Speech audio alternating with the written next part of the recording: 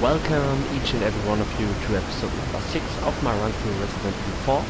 Last episode we managed to kill the boss Del Lago and progressed to this point. We also killed the first enemy that had a parasite bursting out of its body.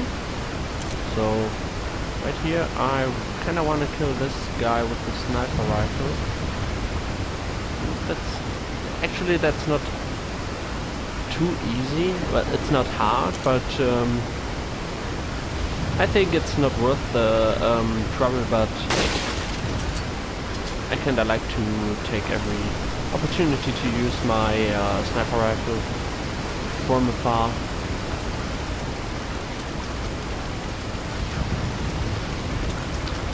So the section here is well, one of the easier sections of the game, if you ask me. The reason for that is the kind of mechanic that you saw a little bit earlier, and that's like how enemies work if they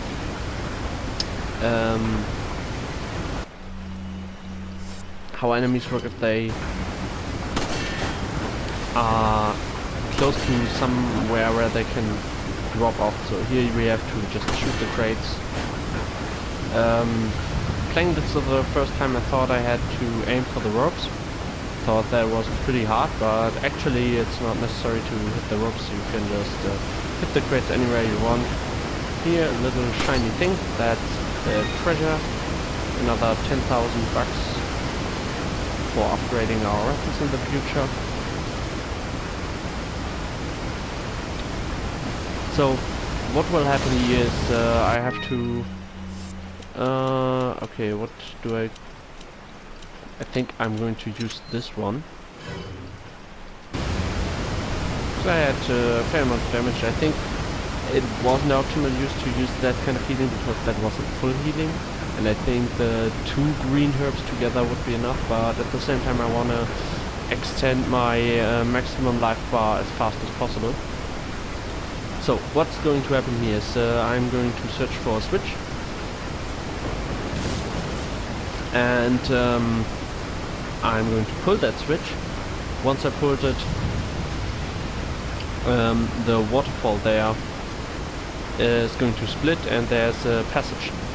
But at the same time a lot of enemies will come and chase me down here. But they all have to jump over those crates. And actually while they're staying on the crates, they are one-shot.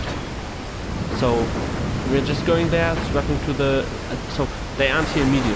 They come out after we jumped in the middle, so they can come from 2 sides. But we just then jump down to the place where we are right now. Like not completely, but we jump over the 2 crates there.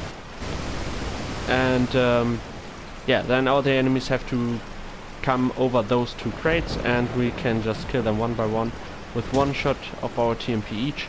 So just using the magazine we have in, we can kill 35 enemies with that one right now. So we jump over here and that should trigger them to come. Now we jump back. So the only thing we have to worry about is now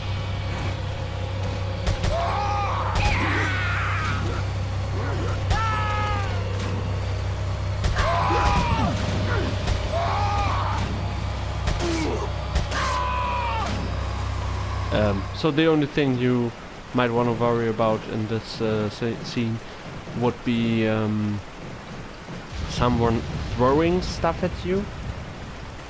Because if you haven't realized that yet, this mechanic where those enemies throw stuff at you can be pretty obnoxious at some points of the game.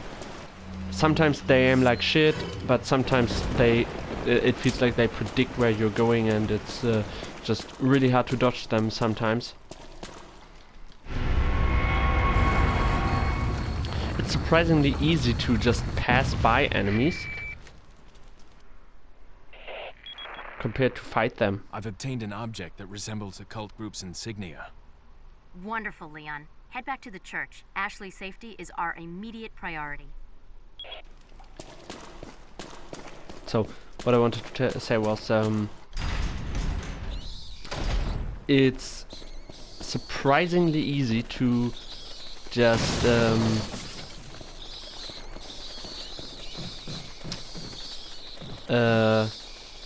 pass enemies without really doing anything against them. Just ran by them and not getting hit by their range attacks. When you compare to fighting the enemies and dodging while doing that. Obviously, the reason for that is simply because the reason for that is simply because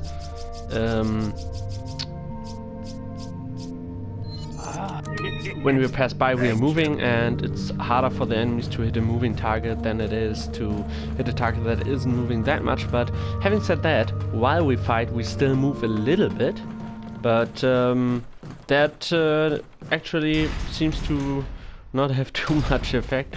Sometimes they just snipe you with their fucking throwing weapons, and it's really annoying. So now we are going to drop a lot of ammunition on the following enemy. Let's see, I think I want to use the sniper rifle a little bit, because the sniper rifle got a fair amount of damage for the early game.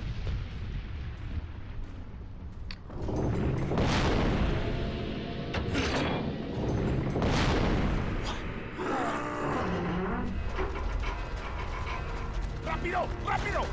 ¡Rápido! ¡Usa los músculos! ¡Rápido! ¡Apúrense! ¡Por aquí! ¡Rápido! ¡Rápido! ¡Por aquí! ¡Por aquí! So we're going to fight the El Gigante. There's not much story going on in this cutscene. There's just this guy that is pretty pissed because they kept him as a prisoner in there, and now he casually is going to kill every single one of them, just taking out his anger on them, kicking them around, throwing them around, throwing them at each other, stomping at them. Then as he tries to hit Leon, Leon just dodges, and he's impressed, realizes there's a real threat in front of him, and the fight begins. So what we would want to do here most of the time is we want to bait him to destroy those houses.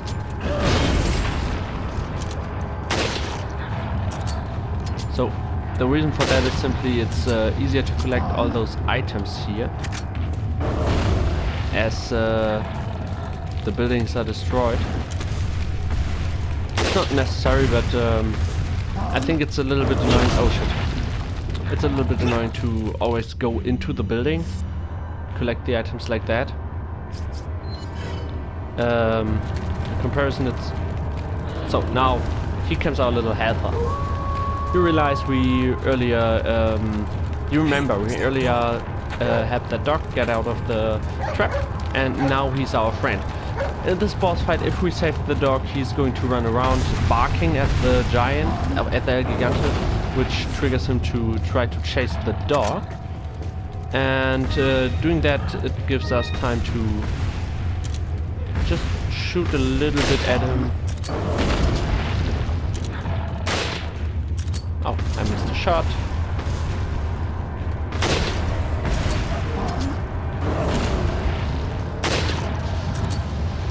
Obviously, you usually would want to try to hit the head of that guy.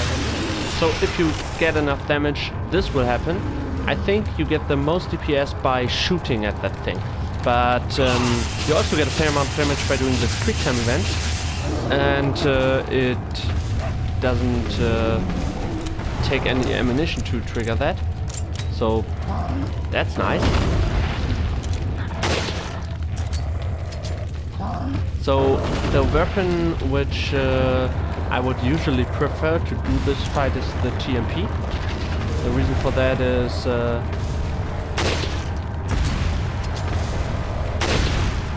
even though the TMP is pretty... Oh shit. I just put the wrong... I put R1 and L1 instead of R2 and L2. I'm not used to it that the PlayStation 4 version just takes the ones at the back. So, the reason why I... Oh, he just kicked me in the face. Is he going to stun up me right now? Is that a thing? Can he do that?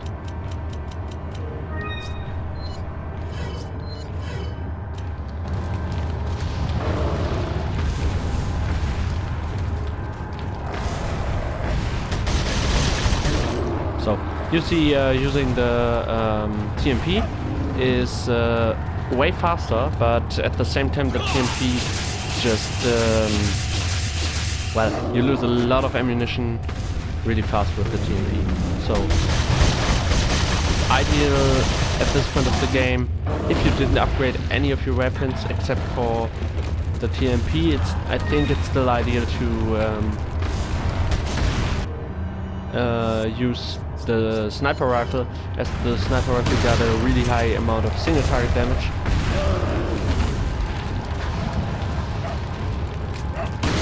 So we got a stone now. That's not good, but fortunately we got enough damage, so he's triggered again. I think he's dead now. If you play on professional and you don't shoot at that thing, it might take you 4 attempts on crawling on his back and attacking that thing.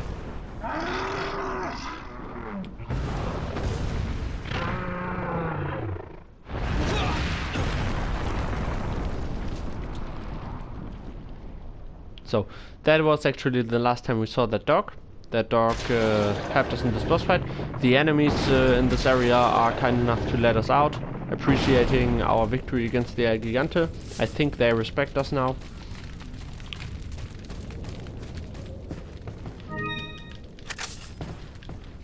So collecting that stuff. You see, we have a little bit more space in the inventory now. We also have no healing items left, which is a little bit unfortunate. I got hit way too much in this boss fight, but yeah, it doesn't matter too much. We just found another healing item, so we are good to go now.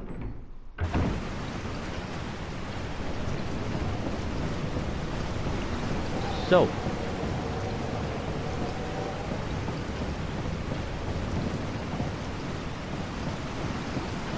we're about to encounter a new kind of enemy.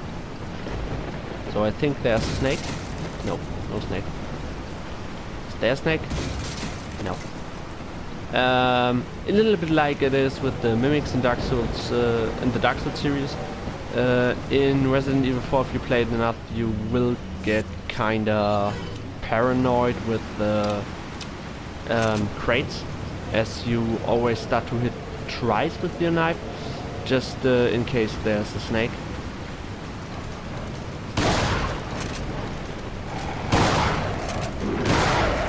So those dogs are the new enemies. They can mutate, as you just saw, for a really short amount of time. Cleared this area pretty, well, that was pretty clean. Didn't make any mistake here. Maybe I could have spared a little bit ammunition by waiting with the first shot a little bit more, but I don't think that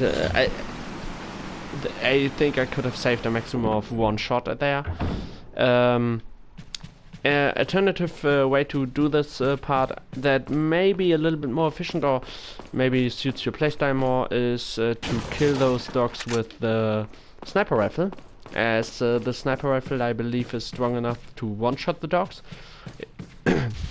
It's obviously a little bit harder to pull that off, and the biggest drawback about that is not the difficulty of pulling that stuff off, but more if you miss a shot, you're most likely going to get a hit, as the shotgun is the more safe option, because even if you miss a shot, you most of the time have most of the time it's you can pull out a second shot fast enough, and as the shotgun has more like AoE damage instead of single target damage, you can hit back all the 3 dogs at once by shooting the shotgun. So I think ideal scenario for that place to spare as much ammunition as you can would be to kill all the 3 dogs with 2 shots of your sniper rifle. You have to kill the first one just fast as he shows up. At first there's only one dog that comes up to you, and the other two follow a little bit later, so you kill the first one as fast as you can with the sniper rifle, and you try to kill the second ones while they're running over to you with one shot, as the sniper rifle kinda like pierces your enemies, and therefore at the right angle you can hit both of them with one shot, and I'm pretty sure at the normal difficulty it one-shots the dogs. At hard it might not, but even on hard it might still do that. So now comes this little riddle. It's not hard, but to tell you a little trick that kinda helps me a lot with this riddle is you search for like a big significant red area, for example, now on the middle part, and try to match that big red area on the red thing on the left. So for example, I'm looking on the right down part of the middle thing, and there's like a big red area, so we need that. There we don't have it, here we have it, so red is now right. For green I take the one up in the middle, which turns into yellow, so there it's going to there's going to green and blue meeting each other to make yellow, which is kind of wrong actually, but well, I don't care. So there it is, that matches it, and for blue we can just also take the one in the middle upper part, which goes into the yellow thing a little bit. That should be this one. So now let's combine all of it. Oh, I just saw the yellow thing isn't green with blue. The yellow thing is green with red. So let's combine that stuff, and we got it. So I could have done it a little bit quicker, but I wanted to explain how I processed this little riddle here. Now we go in here, and then we have a little cutscene with story and dialogue. Ashley! Don't come! Hey! Take it easy. No! Get away! Calm down. Everything's going to be just fine. My name's Leon. I'm under the President's order to rescue you. What? My father? That's right. And I have to get you out of here. Now come with me.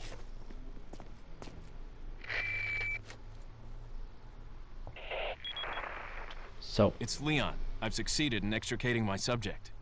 Good work, Leon. I'll send a chopper over right away. Where's the extraction point? There's another trail that you can take to get out of the village. The chopper will pick you up beyond there. Got it. I'm on my way.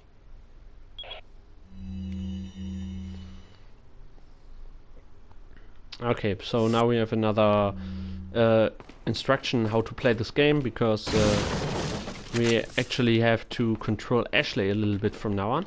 Ashley is like the most annoying video game character of all time. Despite that, the game still is great. That is like a really great achievement for a game, to be great even though it has Ashley.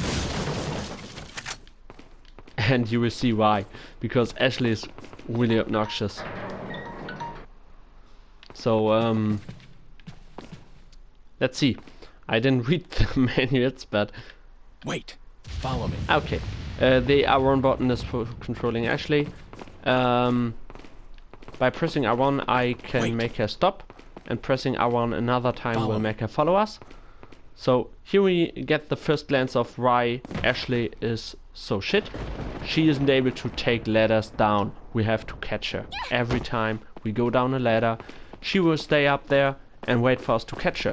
And we actually can't proceed into the game without Who are you? Ashley following us. If you must know, my name is Osmond Sadler, the master of this fine religious community. What do you want? To demonstrate to the whole world our astounding power, of course. No longer will the United States think they can police the world forever. So, we kidnapped the president's daughter in order to give her our power and then send her back. No.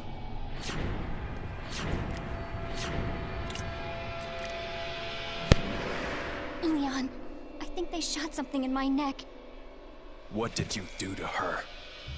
We just planted her a little gift. Oh, there's going to be one hell of a party when she returns home to her loving father. But before that, I thought I might bargain with the president for some donation. Believe it or not, it takes quite a lot of money to keep this church up and running. Faith and money will lead you nowhere, Sadler. Oh, I believe I forgot to tell you that we gave you the same gift. When I was unconscious. Oh, I truly hope you like our small but special contributions. When the eggs hatch, you will become my puppets. Involuntarily, you'll do as I say. I'll have total control over your minds. Don't you think this is a revolutionary way to promulgate one's faith? Sounds more like an alien invasion if you ask me.